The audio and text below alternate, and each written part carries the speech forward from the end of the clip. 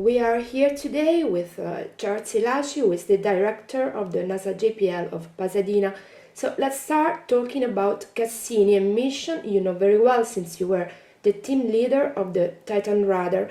On October 28, Cassini will make a very close approach to Enceladus, flying just 49 kilometers away from the moon's icy surface.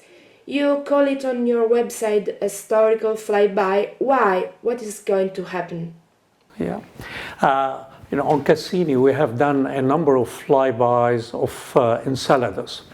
But Enceladus is particularly exciting because we see geysers which are shooting from the surface.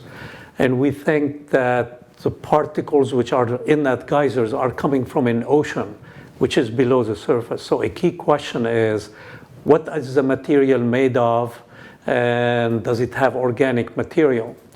What's unique about the flyby on October 28 is we'll be flying at the lowest altitude ever into the geyser. We'll be flying at about 30-kilometer altitude, or 30 miles altitude, about 48 kilometers above the surface. And the reason that's important is the closer we are to the surface, we can detect heavier molecules. So as the particles are coming out, the heavy particles usually don't go too high. The light particles go very high, and the heavier particles go to a lower level. So we are hoping that this will allow us to measure heavy molecule and possibly organic molecule. So this will be the lowest ever that we're flying through the plume. And it will be the last flight at that altitude through the plume, because we have one more flyby of Enceladus, which will happen in December, but that's at much higher altitude. So we are going to see if Enceladus is hosting ingredients for life, aren't we? Well, we don't know if we'll detect life, but because we believe there is an ocean, there is a good likelihood that there is some kind of a life activity which are happening in that liquid ocean. If there will be any life element which will be coming in that geysers, we don't know. And that's what's exciting about exploration, is always you get surprised. Now, what we'll be measuring is really the composition of the particles. So we don't have a biological lab on Cassini to actually directly detect life. What we'll be detecting is the formation of the molecules and what kind of molecules. So that might give us a hint of what's in the ocean, but it's not a direct measurement of life.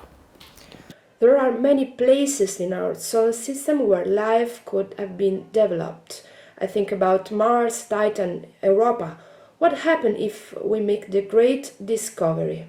Yeah, no, clearly the search for life in our solar system is one of the main objectives of the space exploration program that we have in the United States. And if we can ever detect life, that will be a major, major discovery, probably the discovery of the century. Now, the most likely places where present or past life exists are clearly where there are oceans, either today or in the past.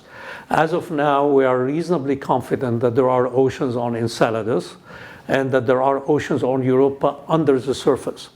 So one of the objectives of the Europa mission is actually to sound through the ice of Europa and determine the presence of the ocean.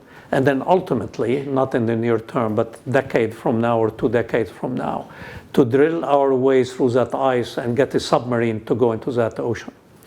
Another location is Mars. Now, in the case of Mars, we don't have oceans today, but we believe in the past, a few billion years ago, actually there were oceans of liquid water on the surface of Mars. So what we are searching for on Mars is not today's life, but any signature of life which might have existed in the past, 2 or 3 billion years ago. Because we believe if there were oceans in the past, there is a possibility that life could have started. And the question is, where is that life, today? It could be below the surface.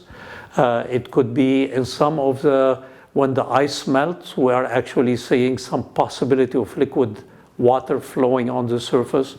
So there the search is a little bit different. So we are looking at signature, coming of life, which are from past time. And that's what the rover Curiosity is doing. And that's what our future missions, including sample return, is to bring samples back to see if we have any signature of remnant of life from past oceans.